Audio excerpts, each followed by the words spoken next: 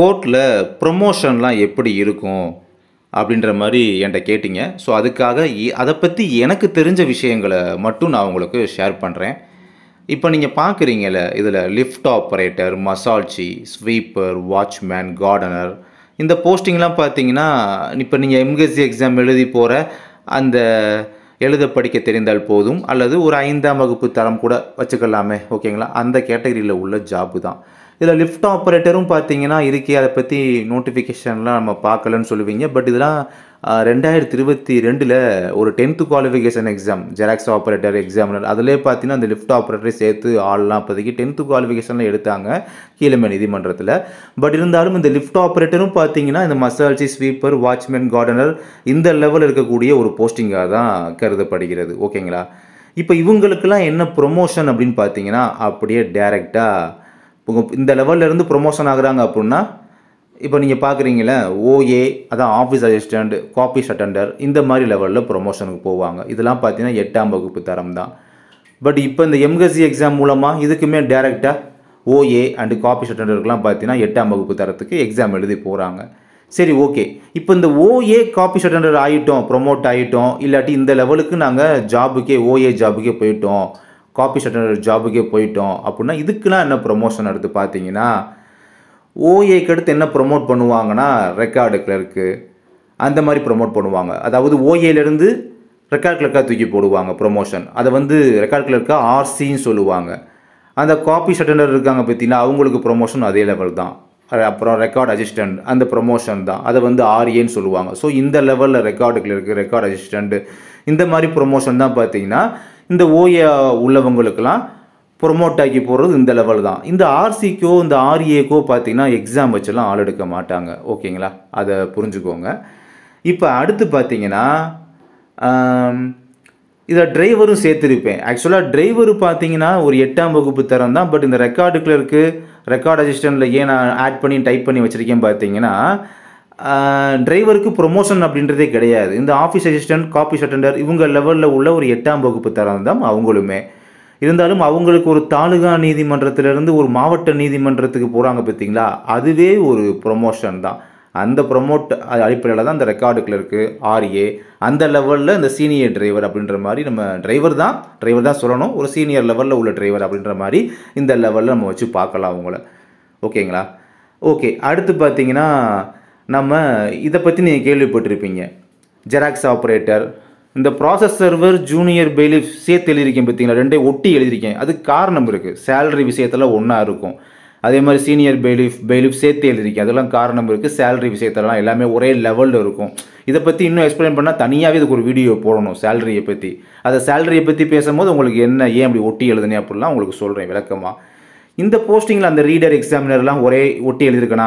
இப்போ இந்த போஸ்டிங்லாம் நீங்கள் கேள்விப்பட்டிருப்பீங்க. இப்போ ரீசெண்டாக எம்எஸ்சி எக்ஸாமில் ஆள் சர்வ் பண்ணுறதுக்கு இந்த போஸ்டிங் தான் எடுத்தாங்க ஆட்களை எல்லாம். ஸோ இவங்க இப்படி தான் எக்ஸாம் வச்சு தான் எம்எஸ்சியில் எடுக்கிறாங்க. ஓகேங்களா?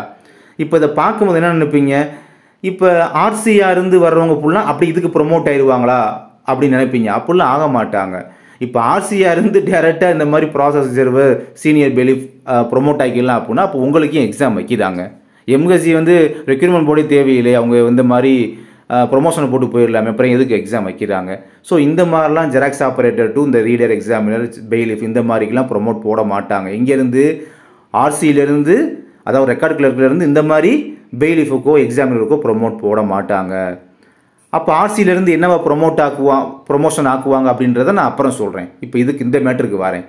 இப்போ இந்த லெவலில் உள்ள ஜாப்லாம் பார்த்தீங்கன்னா, இந்த லெவலில் உள்ள ஜாப்லாம் எம்எஸ்சி எக்ஸாம் கண்டக்ட் பண்ணி ஆள் எடுக்கிறாங்க இல்லையா. அதுக்கப்புறம் அதே லெவலில் தான் பார்த்தீங்கன்னா typist, junior assistant, computer operator இந்த மாதிரி ஜாப்புமே இருக்குது. இதில் கம்ப்யூட்டர் ஆப்ரேட்டரும் பார்த்தீங்கன்னா எம்எஸ்சி வந்து ரீசெண்டாக 2023ல் எக்ஸாம் வச்சு எடுத்தாங்கன்னு நினைக்கிறேன். 2023ல். ஓகேங்களா? மற்றபடி இங்கே பார்க்குற அந்த டைப்பிஸ்ட்டு, ஜூனியர் அசிஸ்டண்ட் இந்த ரெண்டு மட்டும் தான் பார்த்தீங்கன்னா டிஎன்பிஎஸ்சி குரூப் 4 எக்ஸாம் மூலமாக உள்ளே வர்றாங்க. ஓகேங்களா? அதை ஜூனியர் அசிஸ்டண்ட்டை ஜேஏன்னு சொல்லுவாங்க, டைப்பிஸ்ட்டு. ஓகேங்களா? இது ரெண்டு போஸ்டிங் மட்டும் தான் இப்படி வர்றாங்க. அவங்களுமே 10ஆம் வகுப்பு தரத்தில் தான் வர்றாங்க குரூப் 4னா. அப்போ கம்ப்யூட்டர் ஆப்ரேட்டர்லேருந்து மேலே அப்படியே வாங்க, என்னது ஜெராக்ஸ் ஆப்ரேட்டர் வர பார்த்தீங்கன்னா எல்லாருமே 10th லெவலில் உள்ள ஆள்கள். அதாவது ஜூனியர் அசிஸ்டன்ட் நீங்கள் பார்க்குறீங்களா, இதிலிருந்து கீழேருந்து மேலே பாருங்கள், ஜெராக்ஸ் ஆப்ரேட்டர் வர பார்த்தீங்கன்னா 10ஆம் வகுப்பு தரத்தில் உள்ள ஆள்கள். ஓகேங்களா?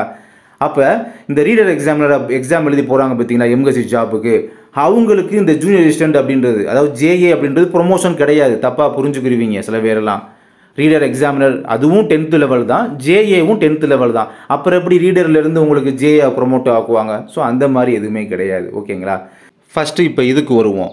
இந்த ரெக்கார்டு கிளர்க்கிலேருந்து அப்படியே பார்த்தீங்கன்னா பெஞ்சு கிளர்க்கு கிரேடு 3 லெவலுக்கு அப்படியே ப்ரொமோட் ஆவாங்க. அப்படியே காமிக்கிறேன் பாருங்கள். இந்த இருக்குது பார்த்தீங்களா, அசிஸ்டண்ட் பெஞ்ச் கிளர்க்குன்னு சொல்லி கிரேடு 3க்கு பார்த்தீங்கன்னா அப்படியே ப்ரொமோட் ஆவாங்க. அதே மாதிரி இந்த ரெக்கார்ட் அசிஸ்டண்ட் பார்த்தீங்கன்னா அவங்களுமே அப்படியே அசிஸ்டண்ட் சொல்லி ஒரு விஷயத்துக்கு ப்ரொமோட் ஆவாங்க. அசிஸ்டண்ட் அப்படின்ற வேர்டை வந்து நான் அதில் மென்ஷன் பண்ணலை போல். அசிஸ்டண்ட் அப்படின்ற இதுக்கு பார்த்தீங்கன்னா ப்ரொமோட் ஆவாங்க. அதுவுமே பார்த்தீங்கன்னா அசிஸ்டண்ட் அப்படின்றதுமே கிரேடு 3 லெவல். ஓகேங்களா? எதுலேருந்து? ஆர்சியிலேருந்து அப்படியே அசிஸ்டண்ட் பெஞ்சு கிளர்க் கிரேடு 3. அதே மாதிரி ரெக்கார்ட் அசிஸ்டண்ட்லேருந்து அப்படியே உங்களுக்கு அசிஸ்டண்ட் கிரேடு 3 லெவல். ஸோ ரெண்டுமே இந்த கிரேடு 3 லெவலுக்கு பார்த்தீங்கன்னா ப்ரொமோட் ஆவாங்க.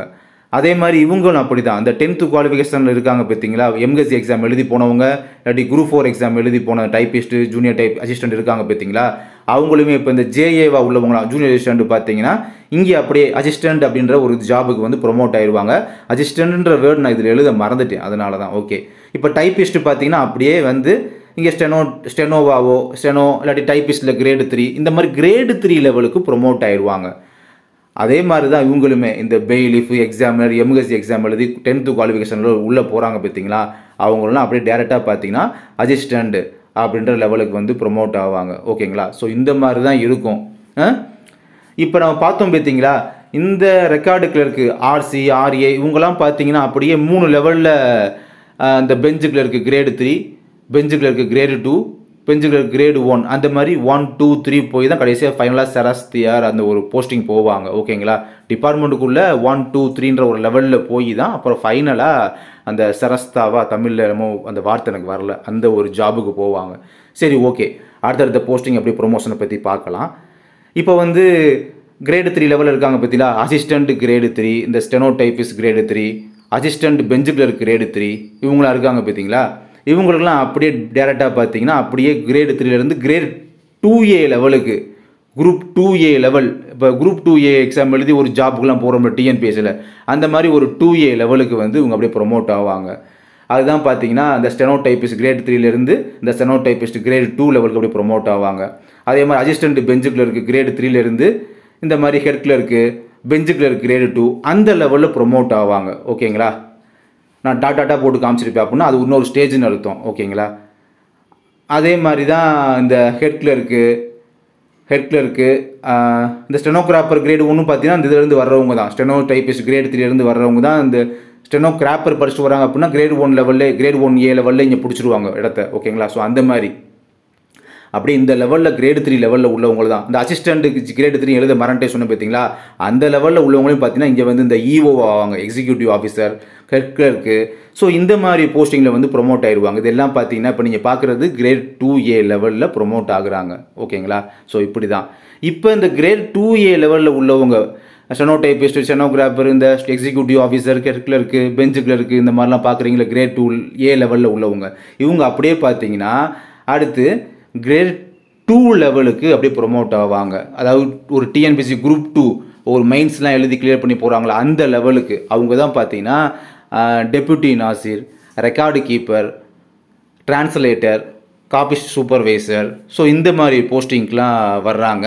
இந்த டிரான்ஸ்லேட்டர் பார்த்தீங்கன்னா இப்போ எம்எஸ்சி எக்ஸாம் கண்டக்ட் பண்ணி இந்த மாதிரி அவங்க உள்ளே வந்துடுறாங்க. ப்ரொமோஷன்லேயே டிரான்ஸ்லேட்டராக வர்றவங்களாம் இருக்காங்க. இந்த ரெக்கார்டு கீப்பர் அப்படின்னு ஒரு போஸ்டிங் பார்க்குறீங்க பார்த்தீங்களா, இவங்களாம் இந்த ஆர்சியாக இருந்து பெஞ்சு கிளர்க்காக இருந்து வர்றாங்க பார்த்தீங்களா, அவங்களாம் இந்த ரெக்கார்டு கீப்பர் அப்படின்ற ஒரு போஸ்டிங் வந்து ப்ரொமோட் ஆகி வருவாங்க. ஓகேங்களா? அதே மாதிரி தான் அந்த காப்பி செட்டரில் ப்ரொமோட் ஆகி வர்றவங்களாம் ஃபைனலாக அந்த காப்பி சூப்பர்வைசர், அதாவது பெஞ்சு கிளர்க் கிரேட் 2A அப்படியே காப்பி சூப்பர்வைசர் இந்த மாதிரி ப்ரொமோஷன் ஆகி வர்றது. இப்போ நீங்கள் பார்க்குற எழுத்துக்கள் டெப்யூட்டி நாசிலேருந்து காப்பி சூப்பர்வைசர் இருக்காங்க பார்த்தீங்களா, இவங்களாம் இந்த கிரேட் 2 லெவலில் அப்படியே ப்ரொமோட் ஆவாங்க. எங்கேருந்து? இந்த 2A அப்படின்ற லெவல்லேருந்து. ஸோ இந்த லெவலுக்கு அப்படியே ப்ரொமோட் ஆவாங்க. இப்போ இந்த குரூப் 2 லெவலில் உள்ளவங்களாம் அடுத்த ஒரு ப்ரொமோஷன் பார்த்தீங்கன்னா குரூப் 1A லெவல் கூட இதை வச்சுக்கிறலாம். அதாவது இப்போ நீங்கள் பார்க்குற இந்த டெப்யூட்டி நாசிர் வந்து அப்படியே சென்ட்ரல் நாசிராக ப்ரொமோட் ஆகிறது இந்த மாதிரி தான். இவங்களெல்லாம் இந்த குரூப் 1A லெவலில் ப்ரொமோஷன்ஸ்லாம் பார்த்தீங்கன்னா சென்ட்ரல் நாசிர், சீனியர் சூப்பர்வைசர், சீனியர் ஷெரிஸ்டதார், புரோட்டோகால் ஆஃபீஸர். ஸோ இந்த மாதிரி தான் குரூப் 1A லெவலில் வந்து ஒரு ப்ரொமோஷன் அப்படின்றது கொடுப்பாங்க. இதில் வந்து செரிஸ்டதார் அப்படின்ற வேர்டு பார்த்தீங்கன்னா தமிழில் வந்து ஏதோ சரஸ்தாவா ஏதோ சொல்லுவாங்க, அந்த தூய தமிழ் உச்சரிப்பனுக்கு அப்படின்றது எனக்கு வரலை. ஓகே, இப்போ இந்த 1A லெவல்லேருந்து பார்த்தீங்கன்னா ஃபைனலாக அந்த குரூப் 1 லெவலில் பார்த்தீங்கன்னா அவங்க ப்ரொமோட் ஆகி வர்றது இந்த இதுதாங்க. பெஞ்ச் கிளர்க்கு சொல்லுவாங்க. பெஞ்ச் கிளர்க்கு ஜென்ரல் ஷெரிஸ்டதார் அப்படின்னு சொல்லுவாங்க. ஓகேங்களா, இவங்க தான். அதை வந்து தமிழில் சரஸ்தாவா ஏதோ சொல்லுவாங்க, வாயில் வரமாட்டேங்குது உச்சரிப்பனுக்கு. இதுதான் ஃபைனலாக உள்ளது. பெஞ்ச் கிளர்க்கு ஜென்ரல் ஷெரிஸ்டதார் இவங்க தான் குரூப் 1 லெவலில் உள்ள ப்ரொமோட் ஆகி ஹையர் ப்ரொமோஷனில் வருவாங்க. ஓகேங்களா, ஸோ அதுக்கும் மேலே பார்த்தீங்கன்னா ஃபைனலாக வந்து ப்ரொமோட் ஆகிறது ரொம்ப ப்ரொமோஷன் அப்படின்னு சொன்ன ஹையர் லெவலில் பார்த்தீங்கன்னா COA, சீஃப் அட்மினிஸ்ட்ரேட்டிவ் ஆஃபீஸர் சொல்லுவாங்க. இதுதான் ஒரு ஃபைனல் லெவலில் உள்ள ஒரு ரொம்ப ஹையர் லெவலில் உள்ள ஒரு ப்ரொமோஷன் இந்த இதுதான். ஓகேங்களா, ஸோ எனக்கு தெரிஞ்ச வர இந்த வீடியோவில் வந்து கன்வே பண்ணியிருக்கேன். என்கிட்ட நீங்கள் கேட்டதுனால ப்ரொமோஷனை பற்றி, கோட் ப்ரொமோஷனை பற்றி உங்கள்கிட்ட வந்து எனக்கு தெரிஞ்ச விஷயங்களை உங்களுக்கு ஷேர் பண்ணியிருக்கேன். எதுவும் தவறாக இருந்தால் கூட கண்டிப்பாக கமெண்ட் பாக்ஸில் மென்ஷன் பண்ணுங்கள், அதை வந்து நம்ம திருத்திக்கலாம். ஓகேங்களா, ஏன்னா எனக்கு நான் வந்து ஒரு கோட் டிபார்ட்மெண்ட்டில் இல்லாத ஒரு பர்சன். எனக்கு தெரிஞ்ச விஷயங்களை வந்து நான் அறிஞ்சு ஏதோ எனக்கு தெரிஞ்சதை சொல்லியிருக்கேன், அவ்வளோதான்.